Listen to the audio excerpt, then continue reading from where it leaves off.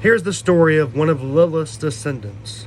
Once upon a time there lived in Palestine a very rich and pious man who had a son named Rabbi Hanina. He knew the whole of the Torah by heart. When he was at the point of death, he sent for his son, Rabbi Hanina, and bade him, as his last request, to study the Torah day and night. Fulfill the commands of the law and be faithful friend to the poor. He also told him that he and his wife, the mother of Rabbi Hanina, would die on the self-same day and the 7 days of mourning, for the two would end on the eve of the Passover.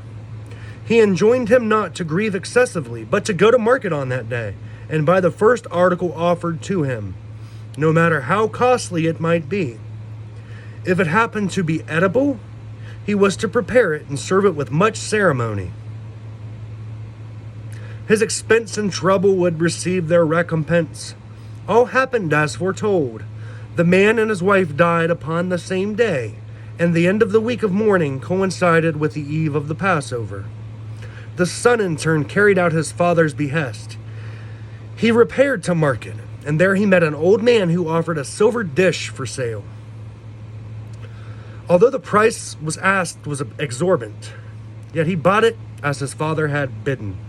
The dish was set upon the center table, and when Rabbi Hanina opened it, he found a second dish within, and inside of this, a live frog, jumping and hopping around gleefully. He gave the frog food and drink, and by the end of the festival, he was grown so big that Rabbi Hanina made a cabinet for him, in which he ate and lived. In the course of time, the cabinet became too small, and the rabbi built a chamber, but the frog within, and gave him abundant. He put the frog within and gave him abundant food and drink.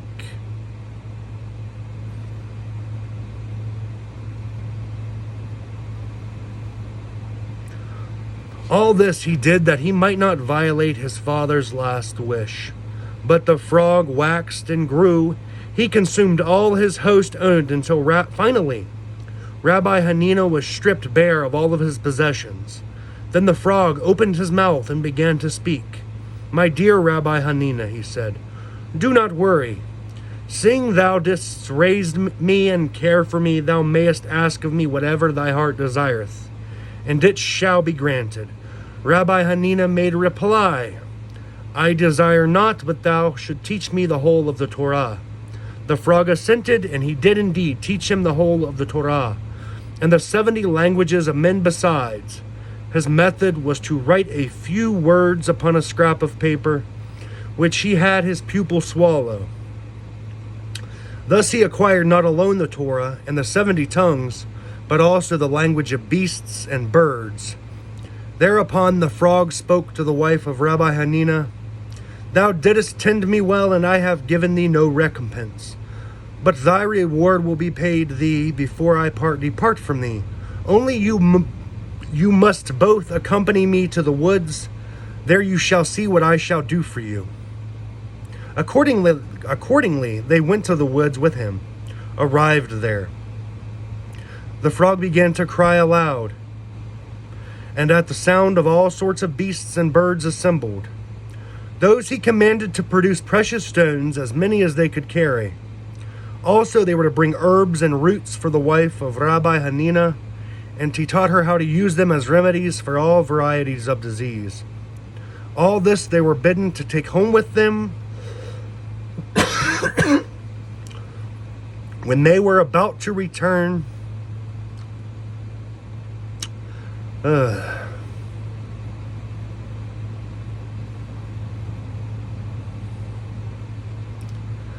the frog addressed them thus: "May the Holy One, blessed be He, have mercy upon you, and requite you for all the trouble you took on my account, without so much as inquiring who I am. Now I shall make my origin known to you. I am the son of Adam, a son whom he begot during the 130 years of his separation from Eve. God has endowed me with the power of assuming any form or guise I desire." Rabbi Hanina and his wife departed for their home, and they became very rich and enjoyed the respect and confidence of the king.